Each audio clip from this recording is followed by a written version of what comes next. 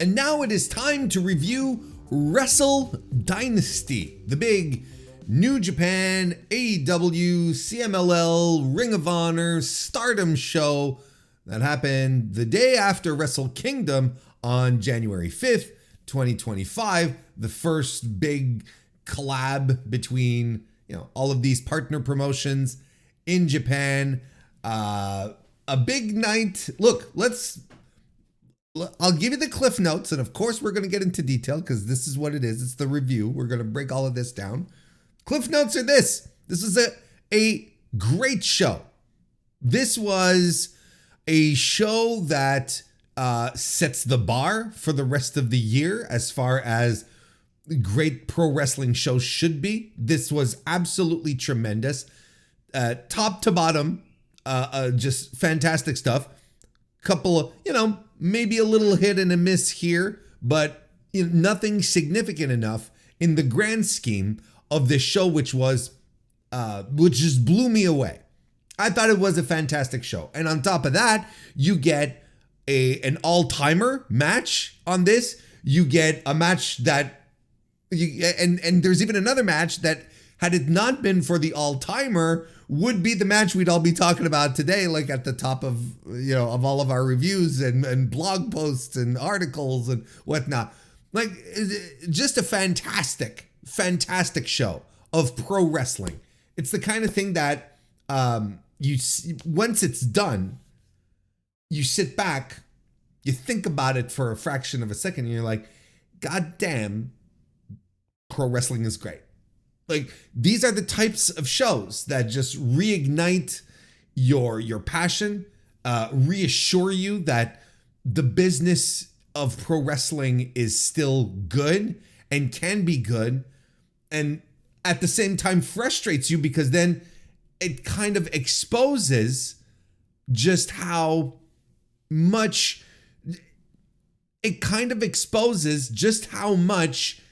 wrestling companies, wrestlers, promoters get in their own way instead of just putting on the best stuff possible every single time. It was just a phenomenal show that I'm so glad I caught live. I mean, look, it started good it started at a good time for, old bones Hayes here.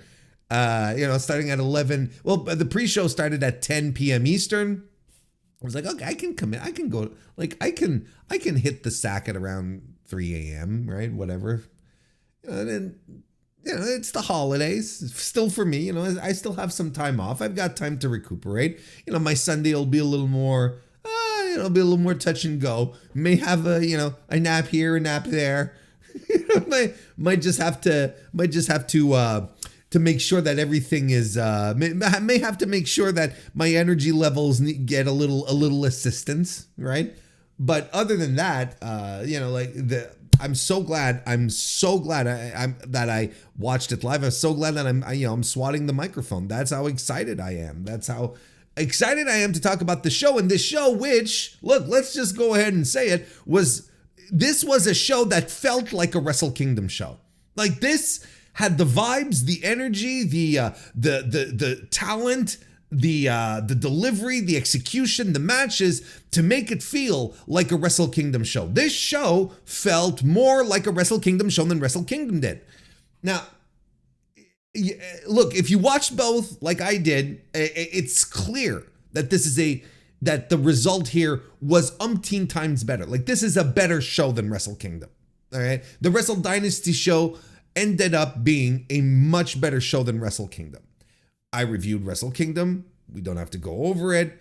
If you're listening to this on the podcast, well, you know what my thoughts are already on that. We've already covered it. But I think this, maybe as a little footnote to my Wrestle Kingdom review here, this show, I think, underscores even more in how much of a rebuilding period they are. And I not even rebuilding, like a rebirth period New Japan is in, right? Without bringing back all the, the tired points that I myself use quite a bit about, top talent leaving, top talent being in poor physical states and not having a real set of young guys to carry immediately the company into a new era, without having to rehash all those points in detail. That's the underlying theme. You look at a match like this that has a lot of accomplished professional wrestlers who understand the mandate of what they need to be doing, going out there, performing, wrestling. That's the whole difference between having guys and gals on the card who know exactly what they need to do and how to deliver it, as opposed to, having guys that are still trying to find their footing and not quite sure what their identity is, or, to a degree, you can even wonder, who are not quite even sure if they like professional wrestling to begin with. Sometimes it makes you wonder. But we're going to get into the show specifically, this fantastic pay-per-view event. Well, it wasn't even pay-per-view. It was, you have your New Japan World subscription, and there you go. Like, I'm sorry if you paid $50 on Triller or whatever it is, whatever it costs on Triller. I'm sorry if you did. All you had to do was pay, $10 on New Japan World, and you had access to both nights. I'm sorry if you did the Triller thing. I really am. Unless you had very specific reasons on doing it. Anyway, we're not getting into it. We're already being sidetracked. Before we get into the show itself, business talk. The Tokyo Dome on January 5th, 2025 had an estimated 16,300 people in attendance, and no, that's not good. Like that's not a good number. We did as we talked about on the Wrestle Kingdom review, we did, if memory serves me right, I don't have the number right in front of me, but about like around 24,000 people for Wrestle Kingdom, which was already like 3,000 people down from Wrestle Kingdom 18 last year in 2024, when the show was over 27,000 people. Now we're down to 23,000 people for Wrestle Kingdom this year. Again, I don't think anyone was super surprised about it, but not cracking 20K for Wrestle Dynasty, that might be a little more concerning. And I think it is concerning to the point that New Japan owner Takaki Kidani, who is, as you know, the CEO of Bushiroad, was very candid with his disappointment in the performance of the show. And our boy Chris Samsa over at sportofprowrestling.com had a little translation, little write-up that he posted on the Everything app. And in the post, he summarizes the major talking points that Kidani gave to Tokyo Sports. He gave a brief interview yesterday, or at least after the show, depending on your time zone. It is the 5th today. As I'm recording this, I am recording this on the 5th, and the show, I started watching the show on the 4th. At time zones, man. It's just a wacky concept. Let me read through some of the points here as per recorded by Chris Samsa. Takaki Kidani expressed that the attendance figures for the Tokyo Dome events this weekend were disappointing. He has set a goal to attract 40,000 attendees to the Tokyo Dome on January 4 of next year. Kidani aims to feature several special matches on that date, in addition to Hiroshi Tanahashi's retirement match. He believes that this year's attendance challenge are a result of growing pains as New Japan Pro Wrestling transitions to a new generation. However, he noted that they are losing fans to traditional sports such as basketball and volleyball. I did not know volleyball was a thing in Japan, like a professional thing, like something that you'd tune in, like a league, that you'd tune in to watch pro volley. I didn't know that was a thing. I know it was practiced. I didn't know it was that big a thing. A significant part of the challenge is attracting international interest in their events. That's a hell of a challenge. Before we go any further, let's break down a little bit the information that we got here, or at least before we go any further, let me share some thoughts here. How refreshing and bold is it for a pro wrestling company executive to be so candid about how he feels things performed this year, right? Anyone else, like in the history of professional wrestling, you would not have a promoter. And I know Kidani's a CEO. He's not a promoter, okay? And I understand this, but let's just bear with me here. In the context of pro wrestling, you would have never had a promoter come out and say, yeah, we did really terrible numbers. They'd try to find some kind of spin or would outright not talk about it, right? It's like the Bloodsport Japan show that happened in Cork and Hall. For some reason, last year, right? For some reason, the attendance has never been revealed. I wonder why. So there's something very novel about this, and that I appreciate. And we won't have to sit here and speculate like we usually do. Oh, well, this number here, they drew 13,000. They can't be happy about that. Whatever. Now we know, we flat out know. He says it. Look, these numbers were disappointing, and that would have been my take regardless. 16,300 in the Tokyo Dome? Hell yeah! Yes, this is disappointing. These are worse than COVID numbers. It's not good. But to hear it come from the mouth of one of the owners of the company, the president of Bushiroad, that's a jolt to the system. That's something where it's like, okay, this is significant. And you have to wonder now, I know Japanese business culture isn't the same here as in North America. But if you're a CEO and you come out and you start talking about how, your company is not doing well, underperforming, not meeting targets, it's usually a bad omen. It's usually not a good thing, especially if it's a publicly traded company. Stocks are going to go, the outlook is not going to be great. And, it could unfortunately lead to layoffs and whatnot. I don't know how typical it is for a Japanese CEO to, say in an interview, yeah, you know what? We underperformed and we're not happy about it. And it's not great. We have, there's a lot of challenges that we have to overcome. But yeah, next year, we're setting the bar really, really fucking high. And we've got a year to double. Almost 1.75 more, whatever, right? Because we did 24,000 at Wrestle Dynasty, at Wrestle Kingdom, excuse me. We basically have to, we have to try and get this back on track. So I don't know if this is a bad thing. I don't know if this is an omen of ill tidings.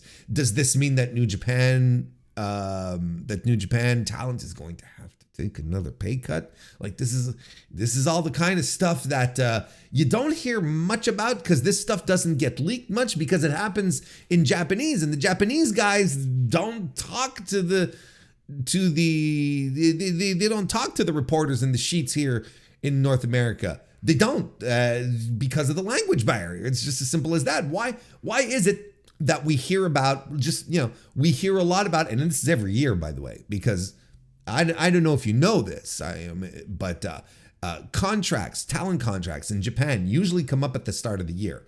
So whenever you start hearing so-and-so's contract is coming up, at the start of 2025, when it comes to New Japan talent, it's yes, a lot of guys, their deals come up at this time of year. So it's not a surprise. And you always hear that it's like Dave Finlay, that it's Gabe Kidd. You always, and a couple of years ago it was Jay White. And you always hear that these people, that you always hear like the foreigners, the Gaijin wrestlers, those are the guys you hear that their contracts are coming up because they're the ones talking to the sheets. They're the ones, leaking the info about their contract information. But, fucking Tetsuya Naito's not going to reach out to, Mike Johnson and say, hey, my contract is coming up. He's not going to do that for multiple reasons. And one of them being the language barrier, which is real. The point I started to make before veering off here a little bit is that it has happened, and I believe it happened last year, that a lot of the talent took pay cuts. And from what I understand in Japanese business, it's not an unusual thing for staff and even executives to take pay cuts on years that the company is not performing well. Like, it's not an unusual thing. I think a Japanese company prefers to do that than perform outright firings. But look, again, I want to preface these very heavily by saying I think. I really don't know enough, and maybe I'm speaking right through. I'm speaking through my hat right now. I don't have all the background information on this. I couldn't tell you. So, this is something to keep your ear to the ground and listen to what's going to happen moving forward. Like, if the boss of your boss is saying, yeah, these things didn't go well, you're damn sure that someone's being called into a boardroom on January 7th, right? Because the 6th is New Year's Dash. Someone's being called into the boardroom on the 7th, and we're going to have a long talk about KPIs and whatnot. And I wouldn't even be surprised that Kidani dropped the 40,000 attendees for 2026 without consulting anyone, with just being like, no, like this is untenable. This is bad. We are going to put 40,000. And he just like publicly put his entire operation on notice, right? I'm sure there's a couple of high placed people in New Japan were very, very surprised to hear this. Is it realistic or not? Sometimes it doesn't matter. Sometimes the CEO has to kick some dirt around, and so that shit'll get done. So this is the kind of interview you put a pin in, that we might talk about, further as we get further and further down the road this year. It's like we might harken back to this, but anyway. All right, let's keep reading here because I do want to get to reviewing the show. Kidani suggests that it might be more beneficial to hold another joint show with AEW in Japan, but at a time further removed from January 4th.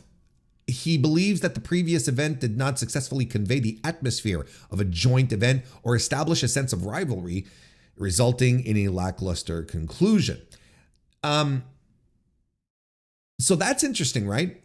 He's clearly thinking that doing the joint show right up with Wrestle Kingdom was not a good idea, and probably diluted a little bit the importance of Wrestle Kingdom. Which was, I wouldn't say a concern, but something that a lot of observers had been, scratching their chin. And it was like, well, will this hurt sales or so on and so forth? So maybe he's seeing it this way. He's clearly not close to the idea of working again with New Japan, with AEW, but maybe not so close to Wrestle Kingdom, maybe a little later in the year. And he's clearly saying it should be better built. We should have established some sort of rivalry or something. And when he says resulting in a lackluster conclusion, I don't know if he means conclusion to the show, right? Like creatively, the performance. I don't know if he means that the ending of the show wasn't to his expectations, or if he means the conclusion, or if by the conclusion he means the attendance, right? Which is, maybe this is something that's kind of lost in translation. I'm just basing myself off of Chris's translation and understanding of the interview. Now, the last little bit we're going to talk about before moving on, I promise there's a review in here somewhere, is this little tidbit. I'm going to read directly again from Chris's post.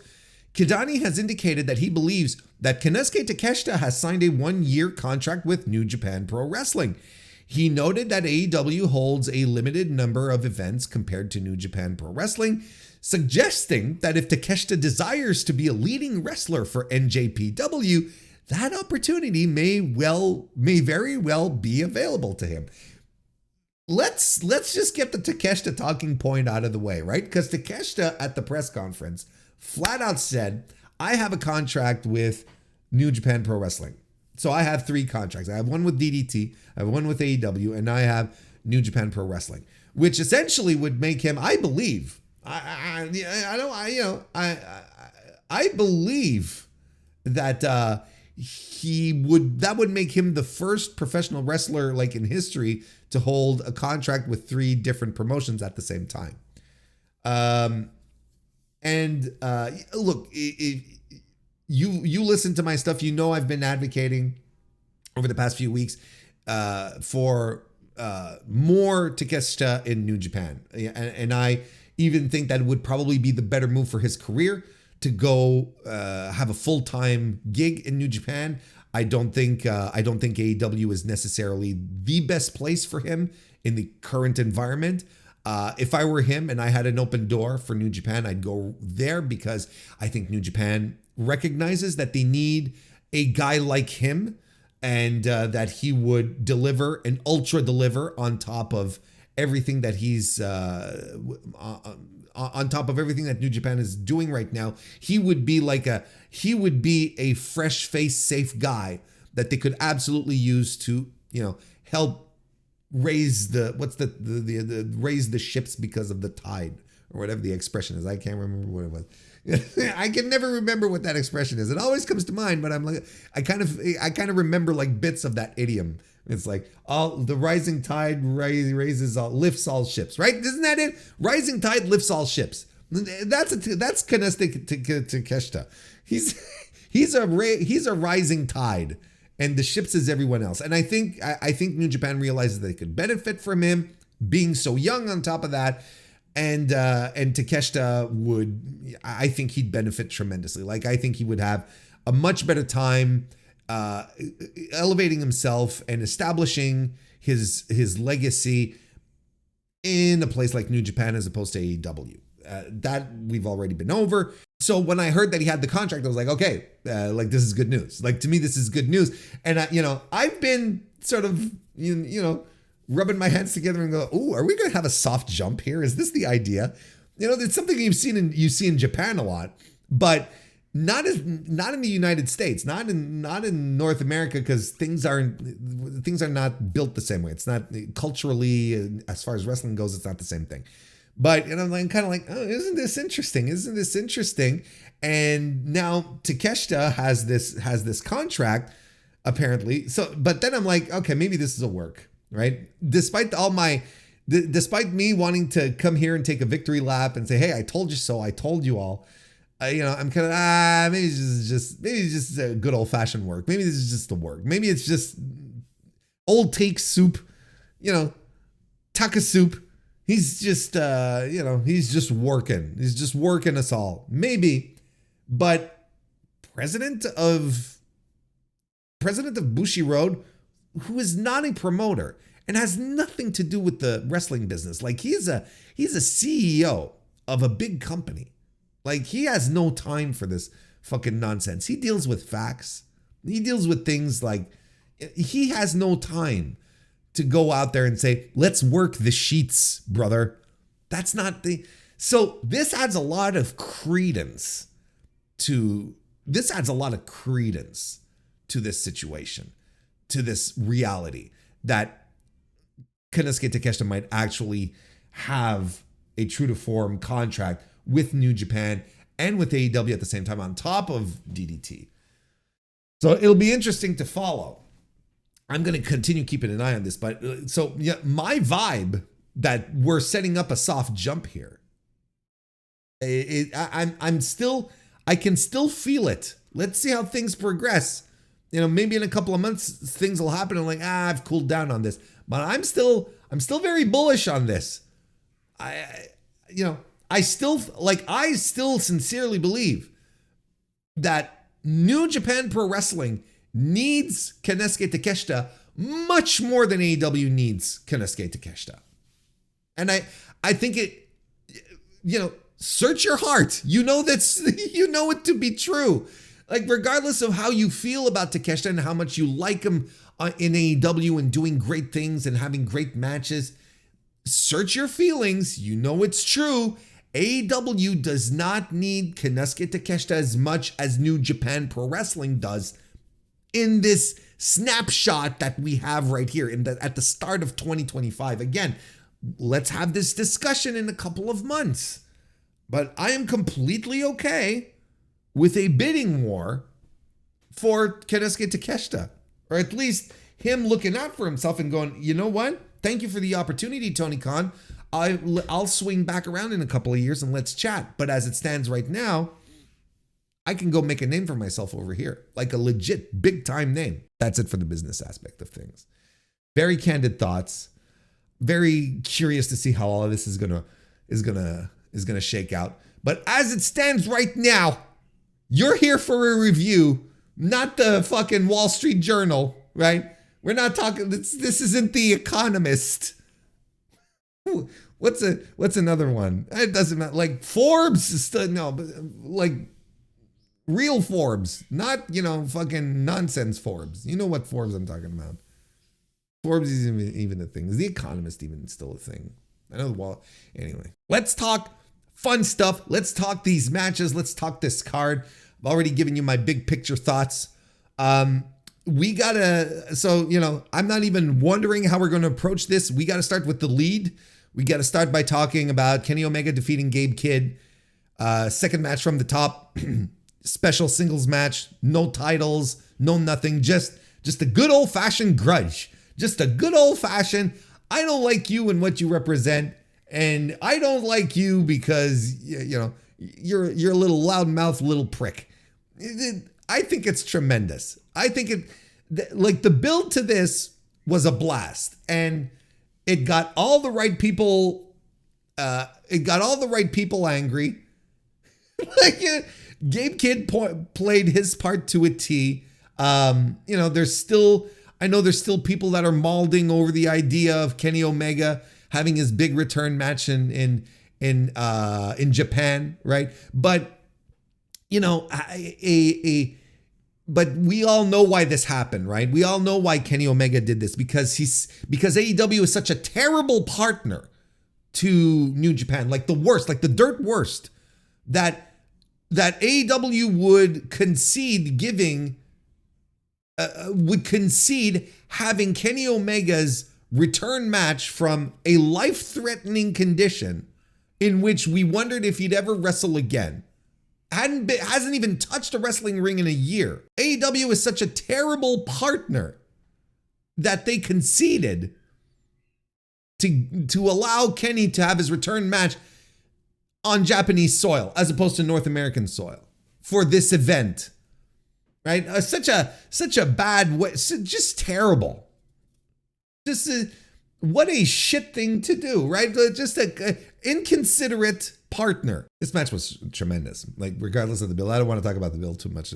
We're past that now, because now we were presented with an all-time great match, one of the easiest 5-star matches you will ever give 5 stars to. Like, this is so simple, so easy to give it to this incredible match. Incredible match. Let's talk about it a bit. Babyface Gabe Kidd in this match. It blows my mind. Sticking up for New Japan. This was the build the whole time, right? And it was meant to get the AEW fans pissed off. They wanted to create this sense of rivalry, right? But of course, online fans are so tribal mode, they can't make the difference between getting worked, something part of a storyline, and reality. So everyone got really, so there's a lot of people, I don't want to say a lot of people, I don't want to say everyone, but a lot of people took this very much to heart because they have these weird relationships with these people they don't know.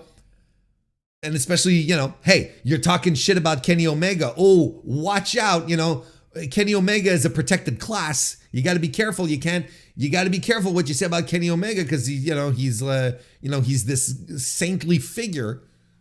And everyone knows him like everyone is best friends with Kenny Omega. So his whole thing was, he's shitting on AEW. He's basically saying out loud what a lot of New Japan fans, especially the North American fans, are saying about AEW. So they're creating this sense of rivalry, and I appreciate that. And he comes to the ring, Gabe Kidd, War Dogs, a guy who's like, throwing tables around and just beating the piss out of people and, not obeying any rules. He comes out. He wants to stick up for New Japan. And he takes off his tracksuit pants. And he's got his gear on with a big fucking lion mark on it. Big, huge lion mark. He's got his War Dogs logo on one side and then the New Japan lion mark right there. And what they zoom into it as he does it. What happens to the crowd? The crowd audibly gasps and they start cheering for him. Like he's right there. He's got him in the palm of his hand right from the get-go. All of these fans in the Tokyo Dome are ready to cheer their champ, their representative, their guy, Gabe Kidd, above Kenny Omega, who a lot of them know and loved from the days of that Kenny called New Japan his home, his stomping grounds. And he comes out, Kenny, not to be outclassed, of course, another epic entrance. He's got the gear, he's got the new music composed by Masayoshi Soken, right? Who was of course, legendary video game composer, right? Music composer, I should say. Final Fantasy games, like 14? Did he do another one? I think he did another one. I like the later Final Fantasy games. I'm not so, but I know he did 14 because 14 is generally regarded for its high quality soundtrack. And he comes out looking like Kenny Omega, like a fucking superstar. He's got the gear on, he's battle ready. It's like, and they wrestle in an incredible piece of business that pushed back to any expectations I think anyone could have had regarding this match. You want Kenny Omega, it's Kenny Omega, you come in, it's like, okay, well, this match is going to be good, right? But we go above and beyond, it's like you expect a great match out of Kenny, but that's what this is what you get. You get an excellent match, just a great professional wrestling match. And they're going around, like it starts out fierce. They're playing off the fact that they hate each other from the start. And it's fierce to begin with. They're throwing, they're doing the feeling out, but then at some point, like they can't wait to just start wailing on each other, and they do, and it works, even if Kenny is not necessarily known for, the stand-up, striking game, it all connected, it all worked, and they're destroying the ringside area afterwards. They're gushing blood, especially Kenny. Gabe dried up at some point. At some point he was, and I throughout this match, I was just flabbergasted at the big reactions that Gabe was getting for defending the honor of New Japan. And he's a heel in this company, but he decided to position himself as the champ, as the winner, as the guy. But the fans got behind him. They got behind his philosophy, his love for New Japan. It's almost as if they needed a champion. It's almost as if they needed someone to define that New Japan is good and in a good spot, and that there's pride in New Japan. It's almost as if all the other guys that we've been trying to build here haven't been able to convey that sense of pride, albeit in maybe in a more subtle fashion. Gabe Kidd had to be in your face about it. I mean, that's the only way Gabe Kidd knows how to do things, right? He's not subtle. I don't think anyone will ever accuse Gabe Kidd of being subtle. But I think this is also an undercurrent where it's like, I think like New Japan fans were craving like this, the concept of having an identity again and having someone who could champion this on, right? We had Antonio Inoki. He passed away. Inoki, well, or at least New Japan, by hook or by crook, like passed it to Kazuchika Okada, right? Who became the standard bearer of New Japan, right? The Raw 50th anniversary year and so on and so forth. He was the guy. And then he fucks off. Sure, we've got Hiroshi Tanahashi, but maybe you want someone who can still go. Like, I think everyone understands that Hiroshi Tanahashi is like physically on his, on his last legs. And now we got it here. I think, I think there's something there to tap into. There's something there that shows a deficiency that New Japan has cultivated over the past few years. Anyway, look, ultimately, the match, just incredible stuff. The power bomb through the table was insane. The two tables on the flip side, right, over the barricades. Just tremendous stuff. Like Gabe he flew. Like Kenny threw him. It was amazing. And then the springboard swan dive by Kenny. That just like, you're like, he's never going to make it, but he makes it. Like, it's just nuts.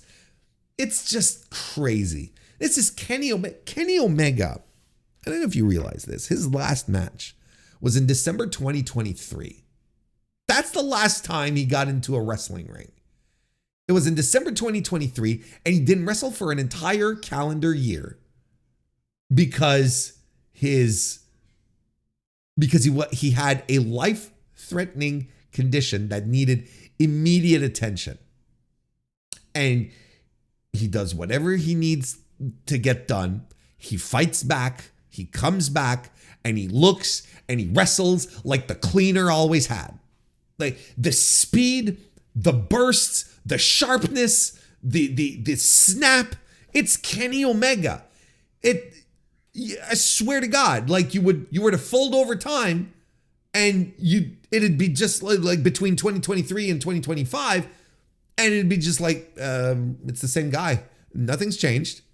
It's still the same guy. And there was a lot of plunder. There was a lot of DQ stuff. But this was not a smoke and mirrors match. You know how we often see, wrestlers who might not be able to go as much. What do they often do? They'll fall into the plunder matches, because with a plunder match, you don't have to work as much. There's some stuff that you can defer directly to, using kendo sticks and, hardcore items and, or cookie sheets, whatever the fuck. And that's usually to cover up some weaknesses. Don't get me wrong. This is not what happened here. The plunder that was here, the tables, the violence that was here, just help enhance this match. It was part of the story. We were not trying to cover for Kenny not being able to go, because Kenny went and as strong as you would expect him to in this match that had passion, it had heart, it had violence, like it had all of this, because this was a meeting of two guys who live, love, and breathe professional wrestling. Two guys who have completely dedicated themselves to this. We don't need to walk down the path of Kenny Omega. It's been covered. It's been discussed. There's documentary out about it. Like, Kenny Omega just is a professional wrestler. Gabe Kidd,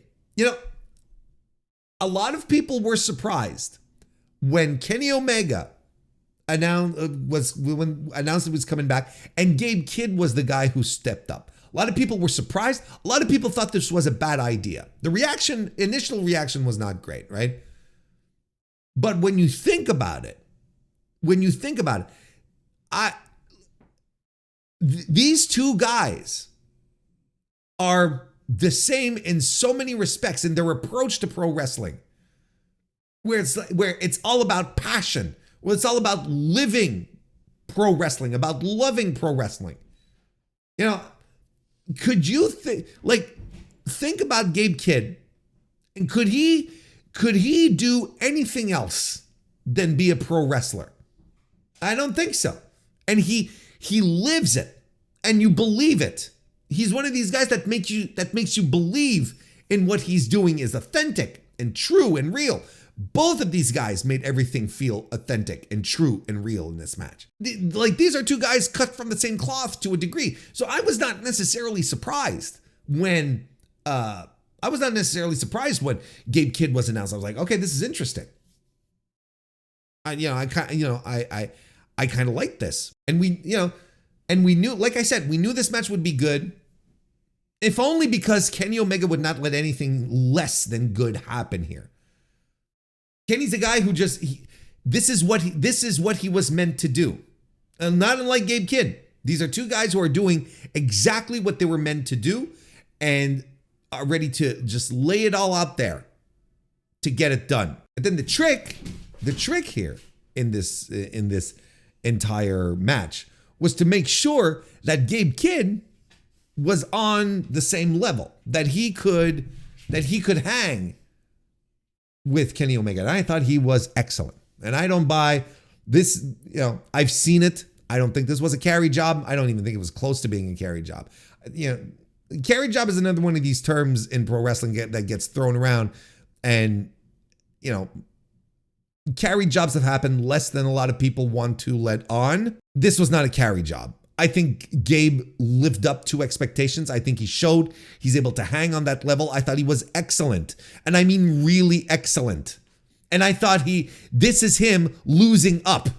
He may have lost the match, but this made him a star. I think this consecrated a lot of thoughts about that people had about Gabe Kidd, or surprised some people. Look, I've been saying for months, okay? Maybe even on to 2 years at this point. Whenever he debuted, like with the War Dogs in New Japan, when he was with what was his name? Bionic Commando dude. It doesn't matter. He'd been saying for months, and I've been saying this for months and months and months. Gabe Kidd has always worked for me because he always showed that he has some fire, that he has some passion. Again, not surprised. That's one of the reasons why I wasn't surprised here. Unfocused sometimes, granted, absolutely, valid criticism, but I've always been a Gabe Kidd guy since he debuted with the War Dogs, because he always felt special, a beacon, a fire burning in a New Japan environment, which often felt stale, often felt lifeless, particularly under the Sonata reign, last year, or I say last year, in 2023 at this point. He brought an energy to the table that a lot of the guys on the roster just didn't do, especially a lot of the new guys, a lot of the Reiwa 3, all of these young guys coming up to usher in the new era. They didn't have this vitality, this again, I'm going to use the word passion, that we're able to demonstrate it like Gabe Kidd was. So I was always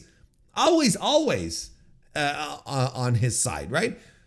It's Gabe, it's Gabe Kidd. And just imagine for a second, Shota Umino with a fraction of the passion, just a sliver of the passion that Gabe Kidd has for pro wrestling, and how much Shota Umino could benefit from that. So when I've been talking about who, right? I've talked about this quite a bit. When it came to the Wrestle Kingdom main event, a lot of people were upset about Shota Umino. And I pondered the question, I asked the question, I said, who Who? If not Shota, who? Well, if New Japan does things right, I think that question is answered moving forward. I think Gabe Kidd is your guy. I buy it. They have a guy. And it's Gabe Kidd.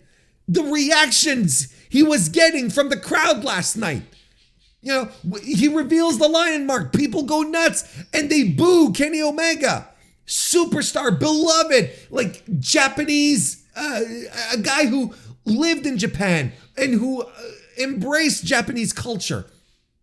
And they're a guy that was beloved by New Japan fans. He started booing him. Gabe Kidd arrives and suddenly he's the champion of New Japan Pro Wrestling. He's the one doing the Inoki moves in a match where he wants to stick up because he wants to stick up for the company he believes represents pro wrestling. You know, Chris Samsa and I earlier today, we were chit-chatting, and he flat out said, like, we were chatting, like, he came up with this idea, and he said, look, you know, if you're asking me, you put Gabe, you know, it's time to put Gabe at the head of a faction.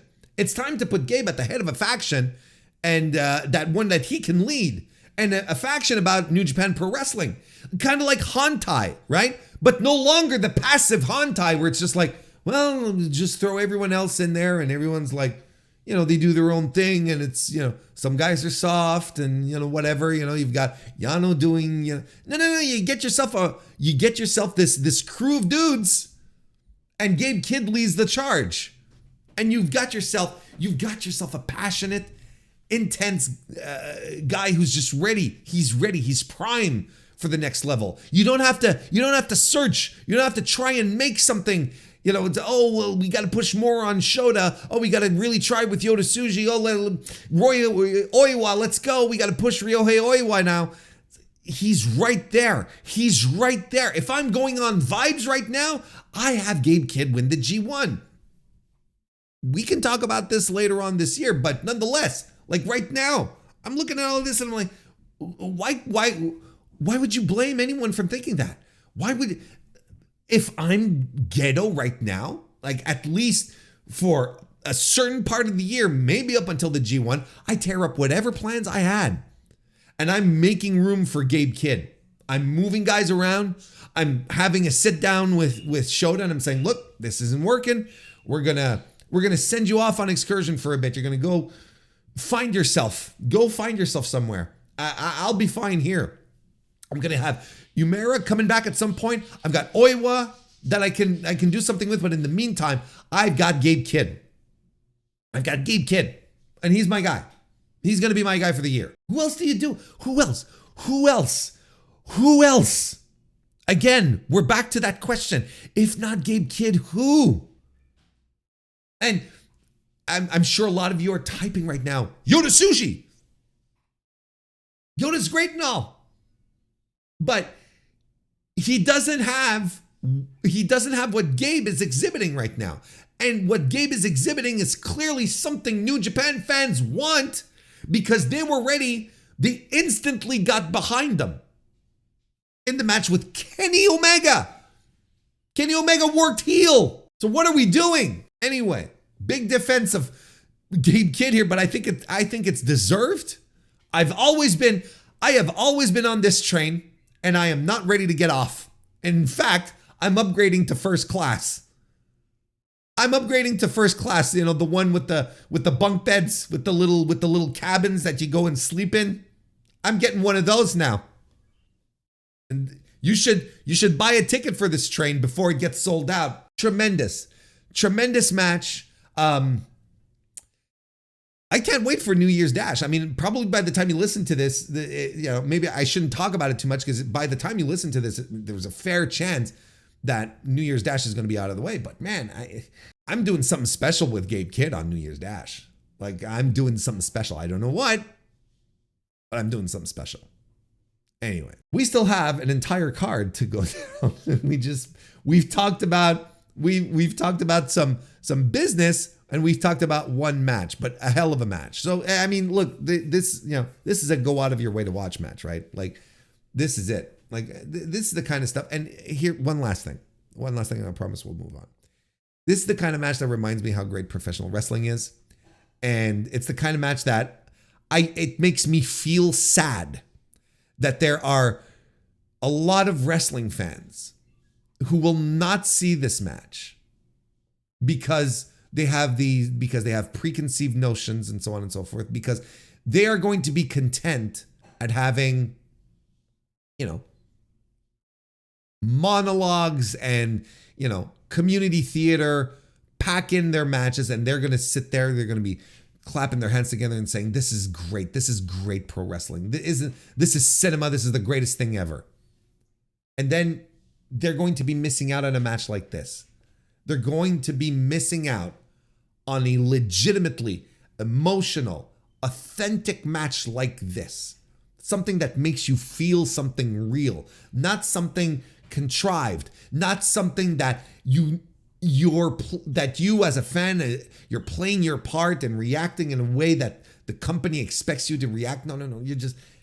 You're watching two guys who legitimately, unquestionably love pro wrestling, just completely leave it all out there. No charm bracelets, no stories about self-doubt, plaguing shit. It's just like, no, got something to prove here. It legitimately makes me sad that there are people who are going to willingly avoid watching this match, and those who will, and a lot of them who will, I should say, will have their vision of pro wrestling be so disrupted that they won't be able to see the greatness, the inherent greatness of it. That it makes me kind of sad. Let's move on. Zack Sabre Jr. defeated Ricochet to retain the IWGP World Heavyweight Championship. Might as well get those two big matches out of the way. Listen, look, I think lesser men having to follow Omega Kid would have fallen flat on their face on this one. Lesser men would have. But these guys, they're not stupid. They're backstage. They're watching this on the monitors or whatever. And they're like, Jesus Christ. Okay. We've got to come out. We've got to go out there and do whatever we can to find some kind of standing here, some kind of leg to stand on, because we just saw one of the greatest matches of all time. How are we going to follow this shit?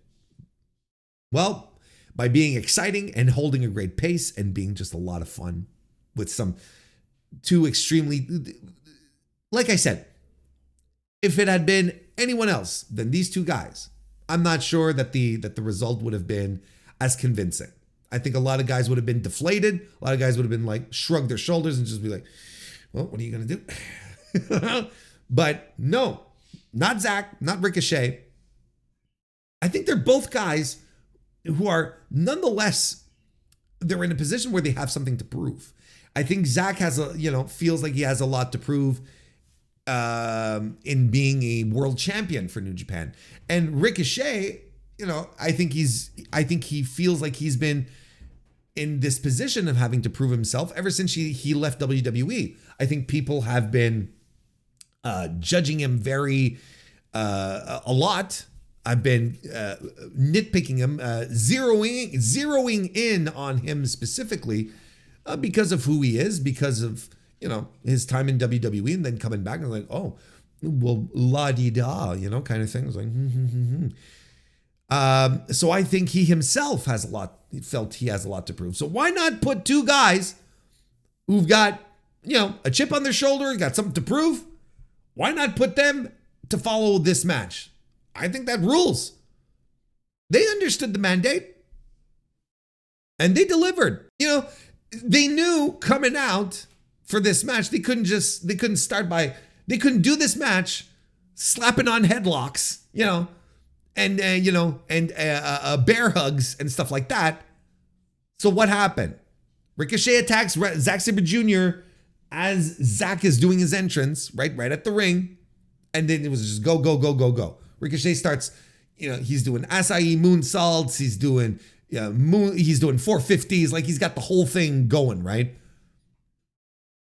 And it's just go, go, go, go. And they worked clean, professional wrestling. It was so good. And this was a really good match. My main criticism is that they might have missed the peak. They might have ran out of steam at some point, and I think they missed like the high point of the match. It sort of loses steam a little towards the end. I think they could have benefited from shaving off a lot of time. Thankfully, they didn't go for like a proper Wrestle Kingdom 40-minute main event like we got the night before, for instance. But that's maybe what ultimately hurts the match in an overall review scale thing. Because to me, it's still a 4-star match. This match absolutely ruled. Like this was a blast. Zack Sabre Jr. is tremendous. On my Wrestle Kingdom review, I was talking about how, he's, one of the things he needs to do is find his championship legs, and how I felt like he had them with Shota Umino because he was giving so much to Shota Umino throughout the entirety of his match with them, and led the match down a tremendous path. I think he did the exact same thing here. He was able to walk through this tremendous match with Ricochet, and to me, there's no doubt that he has the championship legs to be the top guy of a company. As far as match quality goes, match structure, delivering, fantastic stuff. I think you have to be really of bad faith at this point to think that he cannot hang at this level. He absolutely can. I'm not sure it translates into money though, because look at the attendance. He's main eventing, that's a whole other, that'll probably be a discussion we'll only be able to properly have once the reign is over.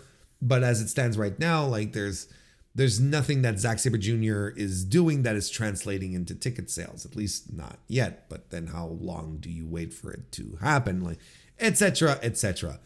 Ricochet is tremendous, and he still has it in him. And again, this is something that I've been purporting and I've been talking about for a while. What was one of the first things I told you all when Ricochet was leaving WWE, when there was the potential for him to come to AEW? Look, you got you've got a guy who is still in the prime of his career, who is a tremendous, tremendous pro wrestler. For a time was one of the best pro wrestlers in the world. Disappeared for nearly a decade in WWE. So, he's not burning himself out. He is not, his bump card is not filling out either. He's healthy. He's not going out there, having these crazy ass matches with WWE. That's just not what happened. So in the meantime, he sees his pals having these great matches. He's getting hungry. So he leaves. Of course you bring him in. Of course you bring him in. You do stuff with him because it's fucking Ricochet. And I think that he clearly still has it in him. I think this was his best match since leaving WWE. He showed it. He showed he still has this high level main event chops, right? We just have to pump the brakes on this idea that he's not good anymore, right? He's already, look, full disclosure, I've listened to the Flagship's review of Wrestle Dynasty before starting this, and they said something that just really resonated with me when it comes to Ricochet, and I'm gonna parrot it here. He's already been better at this point in his career in AEW than he has in the entire near decade that he spent with WWE. He's been better used. He's been better featured. It's crazy. His matches have been so much better. Even if we're like, and I remember, like, I myself was kind of like, well, his matches, so. But yet, I think, this idea, it was that we were expecting more out of Ricochet because Ricochet is unfettered now. He's not locked down in the Fed anymore. He can go do whatever he wants. We were all excited to see what an Unchained Ricochet would look like. Maybe we were a little disappointed. How about that? At the first few matches, but he's been finding his footing, reacquainting himself with being able to wrestle his style freely, openly, without having a 75-year-old man coming after him and saying, I don't want you to do that move anymore because, it's overshadowing my Roman Reigns guy. I don't want you getting over too much. I think that, the Continental Classic, I think was a big, I don't want to say wake up call, but it was an eye opener, I believe, for us. And I think it's something that he reveled in. And this main event was tremendous. Like, it was tremendous. It was a great match. I don't know what you want. Was it as great as Kenny and Gabe? But no, like, this is like, we're talking about one of the greatest matches one of the greatest matches ever at this point. It's just like an amazing affair. Zack and Ricochet, they delivered a hell of a match. Don't let one outshine the other and go, and because it wasn't as good, that it develops the impression that it wasn't a good match. It's like, I love this. There's one spot in this match where Ricochet suplexes Zack Sabre Jr. onto the apron, right? And they both tumble off the apron then, but Ricochet holds on to him and then suplexes him on the floor. I'm like, more of this. This is great. It's creative. It's surprising. Keeps you on your toes. And the 630 that he took and he landed flat on his back because Zack moved out of the way. It's just great stuff. Look, I've got nothing but great things to say about this main event. Aside from the fact that maybe towards the end, it kind of outstayed its welcome a little bit. I would have probably ranked it higher, I guess, if it was a little shorter. I know, it's like it was a 20-minute match. Does your world championship match, can you put it under 20 minutes? Well, yes, you can, but I understand. It's fine. I love this match. Now that we're done talking about Ricochet and we started talking about Shota Umino, let's continue that train of thought and go to Shota Umino defeating Claudio Castagnoli, who was sent, of course, by Jon Moxley to teach old Shooter a lesson. I thought that was a good match. I thought this was a good match. I enjoyed it. And it turns out that my issue with this match is very close to the same issue I had with the Shota match from the night before from Wrestle Kingdom. And it's that this match was designed for Shota to work the crowd into loving him, into getting behind him, was legitimately worked like that to get him over as a babyface. I mean, the heel attacks him during his entrance, right? To get boos, and what a babyface then fires up and builds the dramatic comeback and gets the crowd to rally behind him. And again, Shota Umino does not do that, and he's given this by Claudio Castagnoli, who proceeds to walk the dog with him for the majority of this match. We'd have these little hope spots, but Claudio would just squash them. It was almost, at some point I was like, wait a second. Are we sort of, I sort of felt like this was the promoter telling one other wrestler, go out there and, humble him, teach him a lesson, kind of thing. It kind of felt like that at some point. I'm like, what am I watching?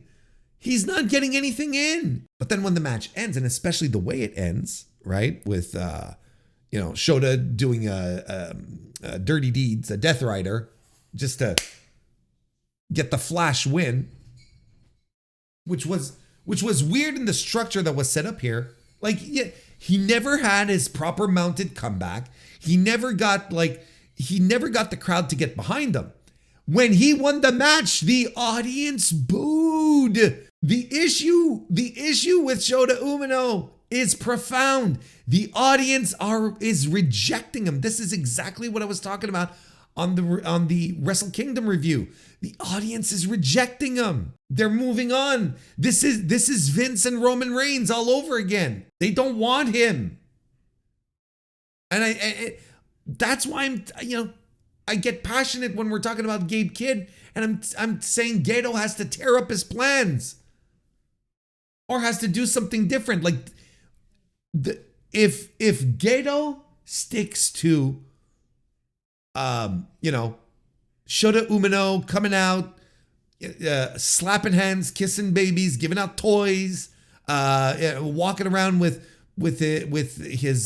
his fans, making belts for him and whatnot.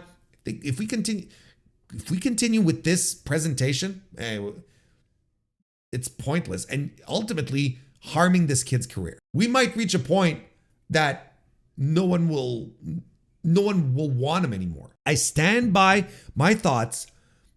I would tell him to hit the bricks. I've got Gabe Kidd. I've got Yoda. I've got Oiwa. I've got Umera, who's coming back at some point. Ren Narita, he's toast. We don't have to talk about him. I've got Kensuke Takeshita at the tips of my fingers. Shut up, fuck off. Go hit the bricks and go do some Tetsuya Naito cosplay and come back and hopefully you'll have found something, right? Go have Shota wrestle in the United States. I can't hammer this home enough. Let him go wrestle in the United States. He clearly loves being in the US. He loves it. So just let him come, let him do his thing and then come back. But he's got to have something else with a new presentation, like a new outlook, a new vibe, and some fire. But, I want to be clear that I'm not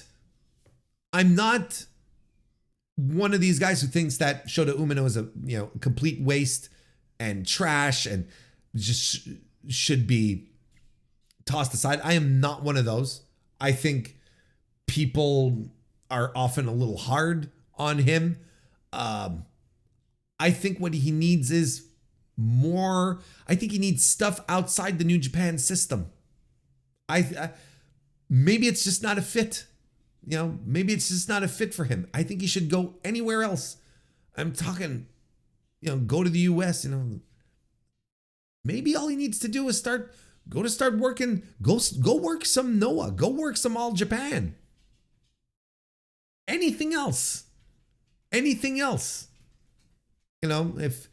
the relationship with New Japan was still there with TNA, I'd say, well, go spend some time in TNA. There's none of that available anymore for him anyway. Look, I will acquiesce that it's not an easy issue I don't think there's a magic solution, because ultimately Shota Umino needs to want it and he has to show that he wants it. I think the only thing that you can do is to capitalize on the fact that he's still young and that there's probably places he could go learn from, because right now the New Japan stuff is, look, it's not connecting, right? It's not working out. It's just not, it's not working out, but I don't think it's a disaster. I'm still at the train station and I'm waiting for the right train to jump on. I'm waiting for the right Shota Umino train to jump on. There's been a couple that are passing by. As you know, I've gotten off the Shota Umino train. I'm just waiting for the right time to get back on board. And this isn't it yet, but I'm still waiting at the station. I'm just waiting for the right train yet. I'm still waiting. It'll come. I'm sure it will. All right, let's go back to the start of the show. we'll start with the pre-show and then we'll work our way back up, if you don't mind. The International Women's Cup Final 4-Way match was on the pre-show for some reason. Momo Watanabe defeated Athena, Persephone, and Willow Nightingale to win this cup, and I believe the thing is that now Momo can challenge for any title of any of the partner promotions at any moment or something to that effect, right? Right.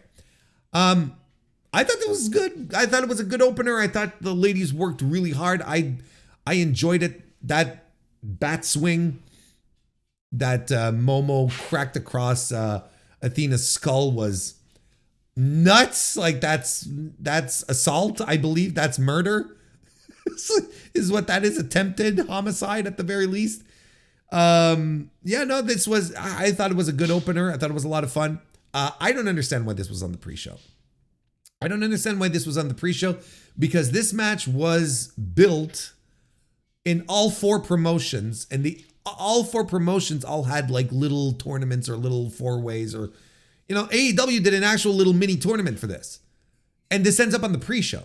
I don't understand because this was built properly.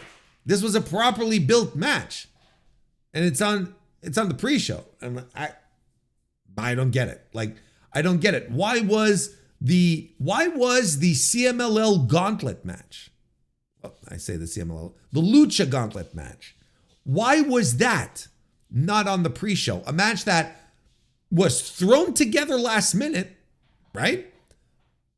Didn't have any build, any circumstance around it. Why wasn't that? Like, that does... I'm exposing this just on a level of... on a purely booking level where you're like, we have this on one hand that was booked properly, this that was just thrown together.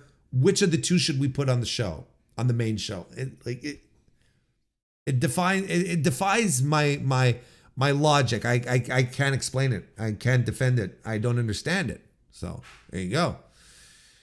The other pre-show match was Dustin Rhodes and Sammy Guevara, the Sons of Texas. They defeated the House of Torture duo of Sho and Yoshinobu Kanemaru. That's a match that happened. Then the main show started. Lucha Gauntlet match kicked the show off officially, where Taiji Ishimori defeated El Desperado, Hechicero, Kosei Fujita, Mascara Dorada, Master Wato, Soberano Jr., and Titan. So of course it's Taiji Ishimori, right? Now, in one of my group chats, I posted that as, of course, Taiji Ishimori is the guy who wins and who pins El Desperado to get a shot at the title, right? Of course, it's him. I was like, oh, are we already mad because Ishimori is getting I'm not mad. I said, I'm not surprised. I said, of course. I'm not mad though. But I'm like, of course it's him, because Ishimori is super protected as far as the juniors go, super protected. So of course he's going to be the next guy up to get a shot at El Desperado. What is this? El Desperado Ishimori 22? It's just, here's the thing. Again, not mad. Please don't print in the newspaper that I'm mad, because I'm not. Consider this though. You have the match happening, and they keep adding dudes to the gauntlet match, right? And they have some great luchadors in here. They're bringing, they brought in Hechicero. They got the Mascara Dorada. They have the, Titan, of course, who's a stalwart, and he's great. And they bring in Soberano Jr., which is tremendous. I love Soberano Jr. And then they have Fujita. They have Master Wato, and they're, and Ishimori. Right? You've got an embarrassment of riches, of talent in that ring when El Desperado comes out. I was like, look at these fucking guys. Look at all these fucking guys. And then Desperado comes in, and I really like this, that everyone sort of when they saw he was coming out, they were like, wait, this is the champ. I want to pin him to get a chance at winning the title. I like that. So I'm like, okay, you could have picked from any of these dudes and some tremendous CMLL talent, right? Because don't forget, Fantasticamania's coming up. It's not that far off. We're like a month and a half away, something, March, February, something like that. And I'm looking, and I'm like, you decided to go with Taiji Ishimori. Again, not mad. I'm just disappointed. It's like, I'm not surprised. And that kind of sucks. You kind of want to be surprised. And I'm like, why didn't we get Mascara Dorada in this, in a match with Desperado? And I think low key, a Soberano Jr. El Desperado match would have been tremendous, It's kind of disappointing. But I enjoyed the opener. I haven't been giving ratings, have I? I haven't given you my crucial star ratings. 3.5 stars for the International Women's Cup. 2 3/4 for the Ring of Honor tag title match, and the gauntlet. Well, I didn't rate the gauntlet match because they're kind of like battle royals and they're hard to. I don't rate these types of matches, but it was fun. I thought it was fun. Of course, there's goofiness and some nonsense, but I enjoyed myself. Hiroshi Tanahashi and Katsuyori Shibata went to a time limit draw in their 5-minute grappling match, exhibition grappling match. New Japan are terrified that Katsuyori Shibata's brain is going to fall out of his head again, despite the fact that he's wrestling more and more like himself in AEW. That they're like, nope. A grappling match, 5 minutes. And what do they do instead? They chop the shit out of each other. And you even have Hiroshi Tanahashi headbutting Katsuyori Shibata at some point. So this was an office approved headbutt. Like, this was approved by the office. Like, the top guy said, yeah, we can do headbutts. Bonk. I'm not rating this. I don't know what to say. Like, and also, okay, so here, I've always been a big Shibata guy, as many of you know. Not unlike Hiroshi Tanahashi watching Kenny Omega and Gabe Kidd go at it, I wept when his music hit and he returned. What was it? Like already 3-4 years ago? Even if it was for these types of little low-key matches, like I was just crying because this is a wrestler I've always loved and had his career cut short, tremendous tragedy, near-death experience. And I was like, I'm a grown man watching pro wrestling and I cried because that's how I felt, just as simple as that. And then, it's like, I've learned to accept that Katsuyori Shibata will never wrestle like Katsuyori Shibata used to. We can get close to it, and we are very close to it at some points, but he'll never, he just can't. He like, and I'm okay with that.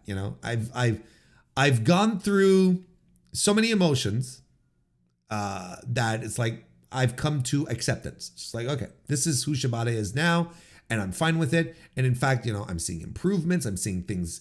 I'm seeing him doing different things. So I'm like, okay, you know what? This is actually good. This is actually good. I can't wish for anything better than this, So when they announced the grappling match, I was like, oh, okay.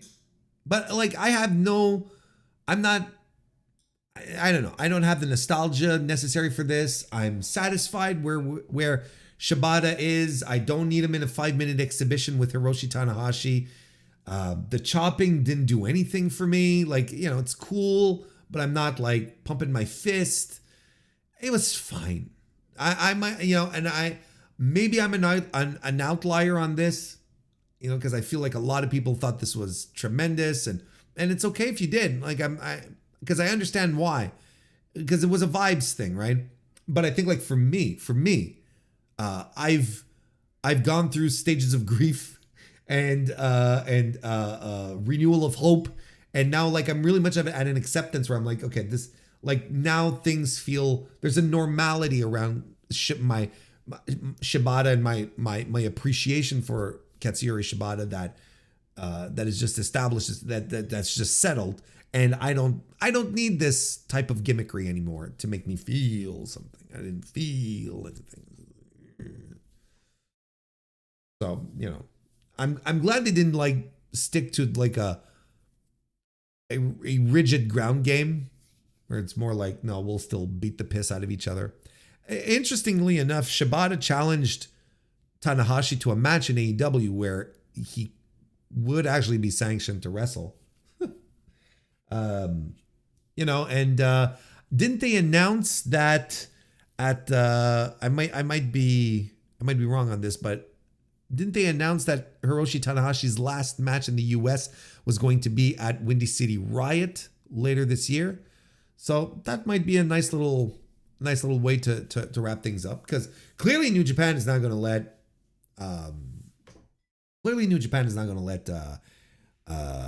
Shibata wrestle at the in Japan, so that he's not going to be part of the Japanese farewell tour. So yeah, might as well get that out of the way. Either that or bring in John Cena so we can finally get the match we never got, right? Like, yeah, there's a lot of talk about, I feel like there's discussion about dream matches. You know, I was asked on a live stream recently, you know, what are your dream matches for 2025? And there's been, you know, there's a great article over on Voices of Wrestling about that as well. And I think that, you know, what I answered when I was asked on stream, I was like, I feel like the dream match well has dried up. And the things that are left might just be WWE stuff. Wrestlers from WWE might only be what's left as far as dream matches go. And I think a legitimate dream match that still exists that we'll probably never get is Hiroshi Tanahashi and John Cena, who both mirror their importance to their respective promotions at the times they were hot, mirror each other so well. Like, these are two guys who basically carried the company on their backs for many, many years. That would be like, as far as superstars go, as far as, you know, that would be an interesting clash. Hiroshi Tanahashi, don't get me wrong, was always the better worker, but still nonetheless interesting. But then again, do I want to see it in 2025 with Tanahashi completely broken down and, you know, John, you know, wrestling sporadically, you know, little bursts to do the 5 moves of doom, and that's pretty much it. You know, it's like, do I want that? No, I don't. You know, I don't really want that, but nonetheless, that's kind of where we're at with dream matches, I think. Anyway, so I'm thinking Shibata will probably get the match with Tanahashi, the proper match with Tanahashi at Windy City Riot, and that'll be Tanahashi's last match in the US. Mercedes Moné defeated Mina Shirakawa to retain the strong women's title and win the Rev Pro Undisputed British Women's title. A little surprised. I really didn't think that Mercedes was winning. I thought they were going to belt up Mina here, but apparently Rev Pro is ready to foot the bill for having Mercedes over. Okay, that's kind of tremendous, actually. As for the match itself, well, it's another one in Mercedes' streak of great matches. Like, she's just, everything she's been doing recently over the past couple of months has just been top notch. Like, just top notch, great stuff. She and Mina worked super well. Mina looked good, working a body part, which was tremendous as well. It was a smartly executed match, well put together, lots of drama to it as well. I thought it worked. I thought it was really, really, really good. I went and gave it 4 stars. I think Mina Shirakawa overall, I think she also exceeded maybe some expectations. And Mercedes, when she wrestles the Joshi women, she never misses. Like, that's just a thing. Like, you know, I think she should, like, that's clearly where she belongs. If you had the power to take Mercedes and drop her into one area of the world to wrestle for the rest of her career, I think Japan would be it. That's clearly where she works the best. And she has these great matches all the time with the Japanese ladies. It's great stuff. It's really, really great stuff. Good match. I loved it. Yeah, I'm gonna give it the good old 4. You know what? The more I'm thinking about it, I'm gonna bump it up. We're gonna go 4 1/4. 4 1/4. There we go. Dave Finlay defeated Brody King. God, this match ruled. This was so much fun. Wasn't this just a blast? This was such a fun match. What are we doing here? Like, this spills onto the floor early on, and Brody King he's like, you know, he does the chair barricade spot, you know, where he launches himself, sits the guy down in the chair and launches himself at him against the barricade. Boy, he just went like full force. Like, that was the crash, the noise, you know, it made, and just the visual of it, like, just a fantastic spot. And then later, David Finlay just railroads him into the barricades. It was a fantastic, physical, brutal match that, again, exhibited Dave Finlay's strength. Not just strengths, but strength, his physical actual power. And, you know, I think there's a lot of people who are having an awakening when it comes to Dave Finlay. You know, we had seen him throughout the G1 start to wrestle in this style, this very powerhouse based style, and commentary putting over how sneaky strong he is and so on and so forth. And we got another big example here against Brody King, who is a big guy, and yet Dave Finlay is there picking him up and power bombing him, and, you know, just picking him up for the overkill too. You're like, okay, like, this is it. Like, this is who Dave Finlay has decided to become, and he's tremendous. And quite frankly, I think he's finding his footing. I legitimately think he's finally finding the footing in which he can thrive as a heel in this company. I think he finally has like this identity, this in-ring identity in which he can craft really exciting matches. Because 2 nights in a row, Dave Finlay goes out there, does power moves, tosses dudes around. You know, he's tossing Yota Tsuji around on Wrestle Kingdom, and now, you know, Brody King, and the matches are tremendous. His match with Yota was the match of the night on Wrestle Kingdom.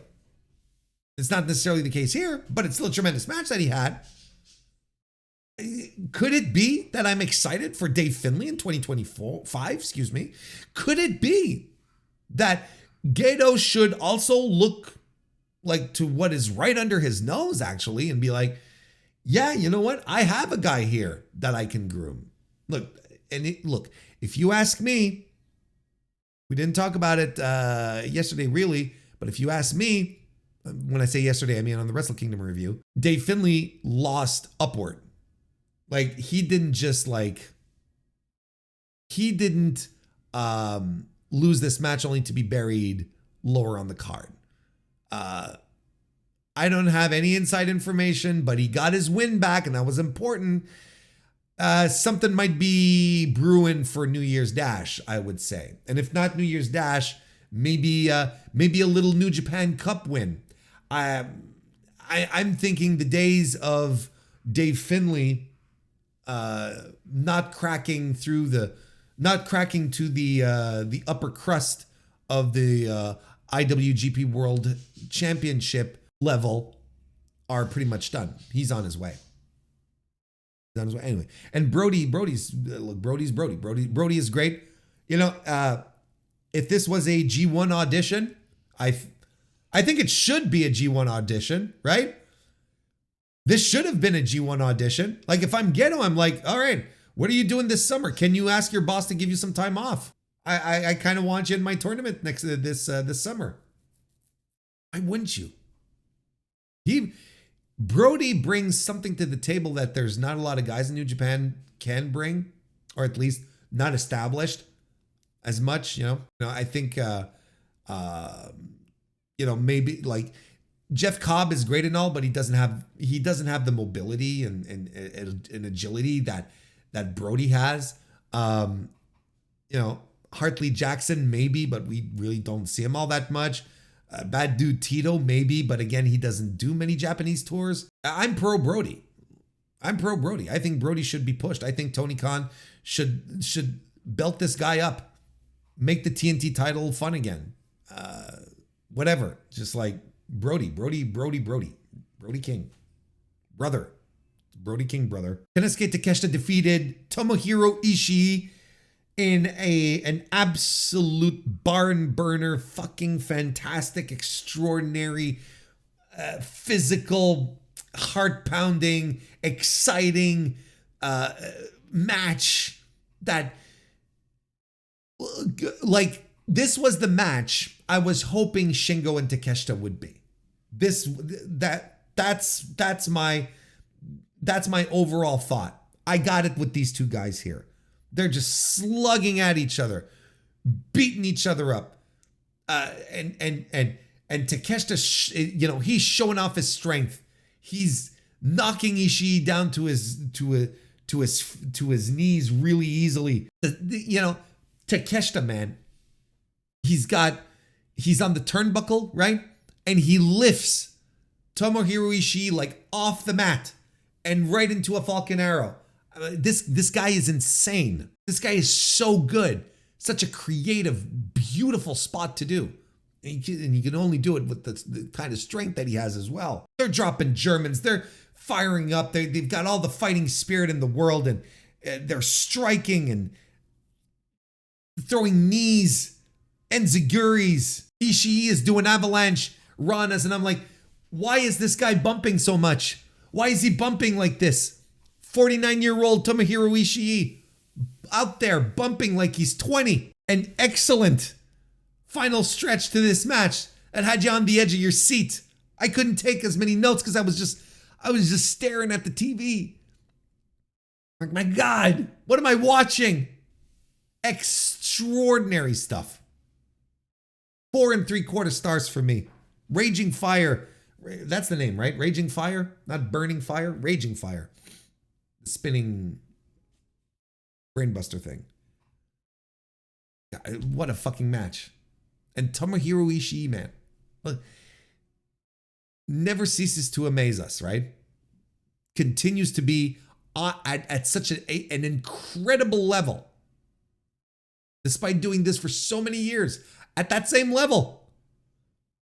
And proof positive that this company absolutely could use a guy like Takeshita. So he retained his titles. By the way, that was the match, right?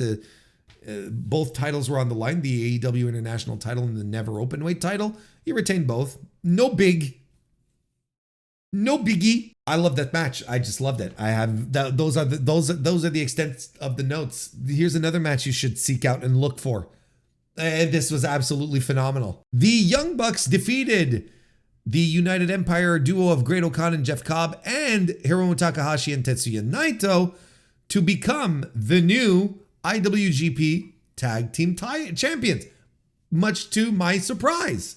I thought that by adding Naito and Hiromu to this match, that it meant that it instantly meant that the Bucks were losing, that Naito and Hiromu were winning. I was like, okay, well, they're going to keep these guys as a duo. The Bucks probably don't want to do the travel and whatnot. It shows how much I know, right? It sounds like it really does show how much I know. This was a blast. This was such a blast. Fun match. I didn't take many notes because it's one of these matches that a lot of stuff happens. But the one note I took was how great it was to see the Bucks back. They brought back their old New Japan theme. They got the old gear. They got and they're doing a lot of throwback Young Bucks moves in here. Stuff that they don't do as much. They were playing a lot of the favorites. And you know what? You know what was great too is that they were so cocky. Like it was just the Bucks. You know, just being these smarmy assholes, but without the pretense of a character or EVPs or all that. It's just like, it was just the Bucks. You know, everything you love about the Young Bucks was present in this match because they worked their ass off in this match. They worked really. Wasn't Tetsuya Naito who was working in this one, I'll tell you what. Look, lots of stuff happening, lots of high spots. The Bucks win. I'm surprised. They're probably coming back to Japan. Then they're going to probably be doing a couple of more, at least one more date, right? They're at the very least. But I don't mind. I don't mind in the least. Y'all know what I think about the tag team situation in New Japan. It's been like this for years, regardless. You know, anything to inject a little something interesting in this instead of falling back onto Bishamon every fucking time. I'm okay with this. And I'm surprised. And it's good. I gave this 4 stars even, right? Yeah. 4 stars even on this one. I thought this was really good. I enjoyed myself a tremendous lot.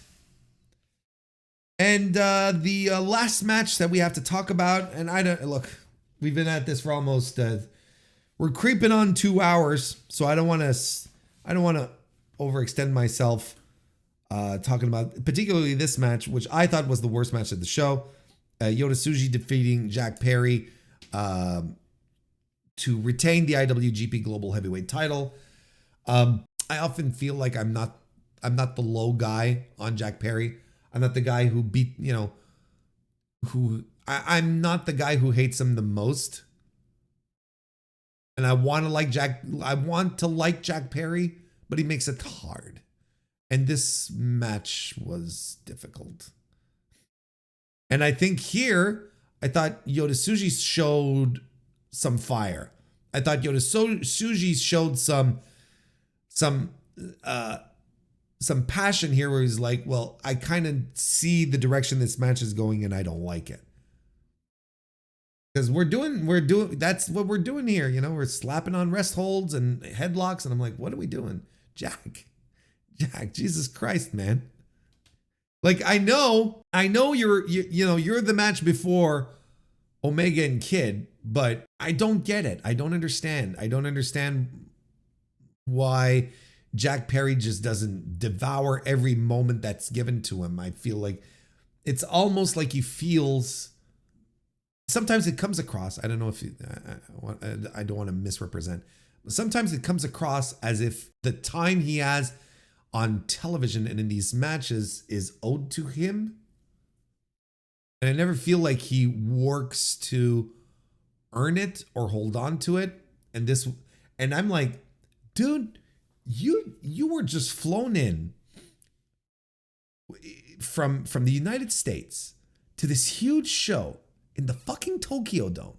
Do you know how many other guys on your roster would sell their mother and their mother's mother to be on this show? And you're just going to go through very basic, uninspired motions? Like the main thing that piqued my curiosity in this match was, how did he clear customs with that scythe? Basically. Because the rest is like, man, Jack, what are we doing? I was not into this. I'm getting excited for Yota Tsuji to get in the mix with these top guys now. When I say these top guys, he's egging Okada on, and I think that's a long-term thing, but I think the payoff might be great. But I mean, I'd like to see him mix it up with Zack Sabre Jr. I know it probably, but I'd like to see him do that. I'd like to see him with Kenny Omega. At this point, I'd like to see him with Gabe Kidd. I'd like to see what Gabe would be able to get out of him, right? Like, I feel like Yoda's another guy that sometimes it's like pulling teeth to try and show some fire. I still maintain he's a vibes guy until I see different. I'm sticking by that. He's not. I don't think he's a lost cause by any stretch of the imagination. But you know, for a guy that everyone earmarks as a future world champion, boy oh boy, we've got some juice to squeeze out of that guy yet. Jack Perry, man, I don't know. I don't know. Bit of the low light. I went 3 flat on this. I was kind of hesitating between going a little lower, but I don't know. I think Yoda did good. We've already talked about the top 2 matches of the card, so that wraps up the review of Wrestle Dynasty. I think you should do yourself a favor. You should be kind to yourself. Do yourself a favor. Get the show. Sign up for $10 on New Japan World. $10, and then you can unsub, right? $10, and you are going to watch one of the absolute best wrestling shows you're going to see this year. I think it's pretty much guaranteed. An all-timer show with an all-timer match and great stuff all throughout the card. Like, you will not be bored. Do yourself a favor, watch the whole thing. If you're really strapped for time, then Kenny Omega Gabe Kidd and Takeshita Ishii, those are my recommendations. Those are the 2 matches that you owe yourself to watch. But yeah, why not have, look, you reserve a day out of the week. It's your self-care day, okay? It's your self-care. You turn off the phone.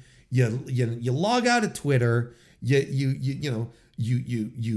put the phone on mute. You're not answering anything. You fix yourself your favorite drink. You get your favorite little snacks or whatnot. Make yourself all cozy. You like the blanket, get a big blanket, wrap yourself up in it. You don't, you like to you like to sit on the floor on your beanbag, do that. Like whichever way you get yourself comfortable, right? Just to create a good mental space for yourself. Get yourself all set up and just watch the show. And it'll remind you why you love pro wrestling in the first place. I promise you that. That's the review. Hope you enjoyed that too.